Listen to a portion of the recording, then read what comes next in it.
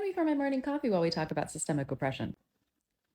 I'm sort of kidding. We're not going to get into all of that in this one single video, but it is vital that we acknowledge, just like with everything else in life, and especially in a capitalistic country, privilege and oppression influences our resources and our accessibility. So I want to address what I mean in terms of convenience when it comes to something like a neurological disability like ADHD. I think a lot of times we assume that a word like convenience is automatically equated with time and money. I don't want folks to get hung up on the word convenience, and because of these narratives that are attached to a word like that, automatically assuming, okay, well, I don't have access to that. Another way to think of convenience is the following: how can I spend less of my resources and still get the same or better results? How I can reduce the amount of friction in my daily life. Reducing cognitive labor, reducing steps involved in a task, reducing the amount of physical effort that something takes, reducing the amount of decisions that need to be made in a day, thinking about, what do I have access to? What do my resources look like? What does my budget look like? What does my lifestyle look like? And what feels realistic and feasible for me? Convenience does not have to look like spending a ton of money on something. It can look like really small things you do to make your living arrangements more accessible and convenient for you. For example, taking your toothbrush and your face wash into the shower with you so that you're not making that into 3 separate steps. You're combining that all into one step while you shower. Getting a rolling cart, and you keep your cleaning supplies on that rolling cart so that you don't have to purchase multiple cleaning supplies for every room of your house.